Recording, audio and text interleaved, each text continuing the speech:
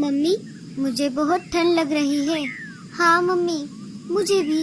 हाँ बच्चों, जंगल में अचानक से ठंड बढ़ गई है, पर तुम डरो मत, मैं हूँ ना तुम्हारे साथ। मैं तुम दोनों को ठंड नहीं लगने दूंगी। पूरे जंगल में सन्नाटा फैला हुआ था, क्योंकि ठंड का मौसम शुरू हो चुका था। जिन पंछियों ने अपने घोंसले पक्के किए थे, उन्हें तो कुछ नहीं हो रहा था, पर जिन्होंने अपने घोंसले पक्के नहीं बनाए थे, उन्हें सर्दी के मौसम में बाहर ही ठंड में रहना पड़ रहा था। अजी, दरवाजा लगा लीजिए। एक तो आपने हमारे घोंसले को इतनी बड़ी बड़ी खिड़कियाँ बनाई है और ऊपर से ये बड़ा सा दरवाजा भी खोल कर बैठे हो। इससे अच्छा तो हम बाहर खुले में ही अपना घोंसला बनाते। अरे गोरी, बाहर हल्की बर्फबारिश हो रही है, मैं उसी का मजा ले रहा हूँ। आओ, तुम भी बाहर आ जाओ। रहने दो। आप एक काम करो, आप घोंसले के बाहर चले जाओ और जो मजे लेने हैं ले लो। ऐसे हमें ठंड के मजे ना दो। कालू बाहर चला जाता है और बाहर से घोंसले का दरवाजा लगा देता है।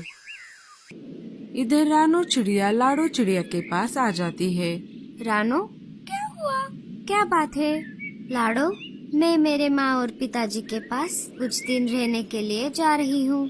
यहाँ ठंड बढ़ गई है। पर रानो, तुम्हारे माता पिता तो बर्फीले पहाड़ों पर रहते हैं ना, तो क्या तुम्हें वहाँ पर ठंड नहीं लगेगी? अरे नहीं नहीं, वहाँ मेरा परिवार बर्फ के इग्लू घर में रहता है। लाडो, तुम ऐसा क्यों नहीं करती? तुम भी चलो मेरे साथ, हम कुछ दिन वहीं पर रहकर वापस आ जाएंगे।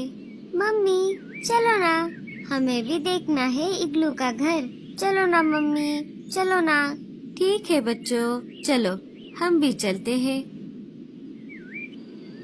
सारे मिलकर रानो के माँ पिताजी के इग्लू के घर की तरफ निकल पड़ते हैं।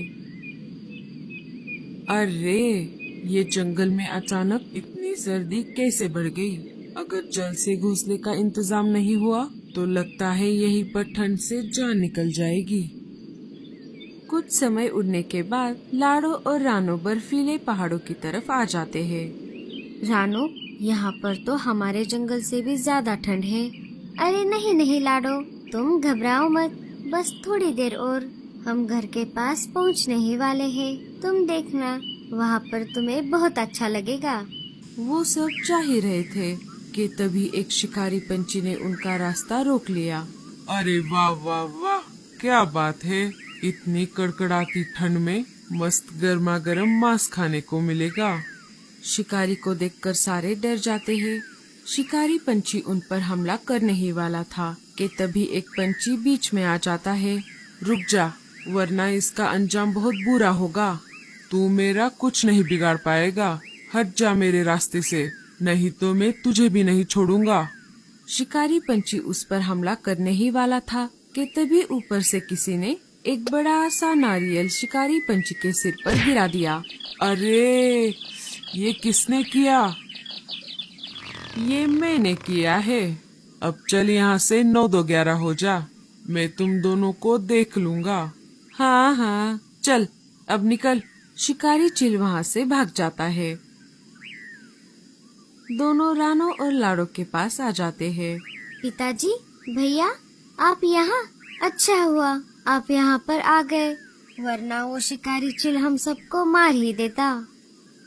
अरे ऐसे कैसे बहना, हमारे होते हुए तुम्हें कुछ नहीं होगा। पर बेटी, ये चिड़िया कौन है तुम्हारे साथ? इसे पहले तो नहीं देखा। इसका नाम लाडो है और ये 2 इसके बच्चे हैं। मैं ही इसे मेरे साथ लेकर आई हूँ। तुमने अच्छा किया। जल्दी चलो, बाहर बहुत ठंड है। हमारा घर ज्यादा दूर नहीं है। सारे वहाँ से उड़कर इग्लू के घर के पास आ जाते हैं। सारे अंदर चले जाते हैं। रानो, इस घर को तो दरवाजा ही नहीं है, पर फिर भी ये अंदर से कितना गर्म है। लेकिन ऐसा कैसे? अरे बेटी, अंदर की गर्मी अंदर ही रहती है और बाहर की ठंड बाहर। अपने नानी को देखकर बच्चे बहुत खुश हो जाते हैं और भागकर उनके गले लग जाते हैं। मेरे प्यारे बच्चे। और हाँ लाडो बेटी, इस इग्लू के घर के अंदर हमारे अलावा और कोई शिकारी पंछी नहीं आ सकता। सोनू और पिंकी नानी के घर आकर बहुत खुश थे। उन्हें भी बर्फ का इग्लू घर बहुत पसंद आ गया था। मम्मी, हमें बहुत भूख लगी है। बच्चों, थोड़ी देर रुक जाओ, मैं तुम्हारे लिए गर्मा गर्म समोसे बनाती हूँ। मम्मी, तब तक हम बर्फ में बाहर खेलने के लिए जाए? ठीक है बच्चों, पर ज्यादा दूर मत जाना, यही पास में ही खेलना। बच्चे बाहर बर्फ में खेलने के लिए चले गए। नानी ने सबके लिए गर्मा गर्म समोसे बना दिए। चलो बच्चों, खाना तैयार है। खाने का नाम सुनते ही बच्चे दौड़कर घर के अंदर आ गए। सबने मिलकर खाना खा लिया। नानी के हाथ के समोसे खाकर बच्चे बहुत खुश हो गए। अब तुम सब आराम करो, हम बाहर आग जलाकर बैठे हैं। नानी और रानो ने मिलकर सूखे घास का बिस्तर लगा दिया। सारे इग्लू के घर में सो गए। बाहर बच्चों के नानू और मामा आग जलाकर बैठ गए। रानो और लाडो उनके पास आ जाती है। बच्चों, तुम सोए नहीं अभी तक? नहीं पिताजी, हम ये सोच रहे थे क्यों ना हम हमारे जंगल में ऐसा ही इग्लू का घर बनाए। हाँ हाँ, क्यों नहीं, जरूर बनाओ।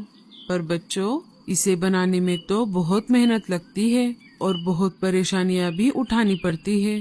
भारी वजन के बर्फ के टुकड़े उठाने पड़ते हैं, उनको एक के ऊपर एक रखते हुए जाना पड़ता है, तब जाकर बनता है बर्फ का इग्लू घर। लाडो, अगर हमारी कोई मदद करेगा तब हम हमारा बर्फ का इग्लू घर जरूर बना सकते हैं। कुछ दिन ऐसे ही बीत जाते हैं। माँ, ये 4-5 दिन कैसे बीत गए हमें पता ही नहीं चला। अब हमें चलना होगा। जंगल लौटकर हमारे नए घोंसलों का इंतजाम करना होगा। और थोड़े दिन रुक जाओ बच्चों, वैसे भी तुम तो बहुत दिनों बाद आई हो। नहीं माँ जी, हम फिर कभी वापस आएंगे, पर अब हमें चलना होगा। बच्चों का स्कूल भी है, ज्यादा दिन छुट्टियाँ पड़ जाएगी तो बच्चों की पढ़ाई पर असर हो जाएगा। बच्चों का घर जाने का मन ही नहीं कर रहा था, लेकिन उन्हें स्कूल की पढ़ाई भी पूरी करनी थी। सारे अपने घर की तरफ निकल पड़ते हैं। अच्छा, तो तुम वापस जा रहे हो। अब मैं देखता हूँ कि तुम्हें कौन बचाएगा। बच्चों, अब तुम यहाँ से जा सकते हो, जल्दी वापस आना। बाय बाय नानू, बाय बाय। हम जल्दी वापस आएंगे नानू। सारे अपने जंगल वापस आ जाते हैं। रानो, क्यों ना हम भी इग्लू का घर बनाए? हाँ लाडो, लेकिन हमें किसी की मदद लेनी होगी। वो दोनों बातें कर ही रही थी, तभी भूरा कौवा वहाँ पर आ जाता है। अरे भूरे, तू यहाँ पर क्या कर रहा है? मैं इन लकड़ियों से घोंसला बनाने वाला हूँ, पर ठंड इतनी ज्यादा है कि मुझे लकड़ियाँ ढूंढने में बहुत परेशानी हो रही है।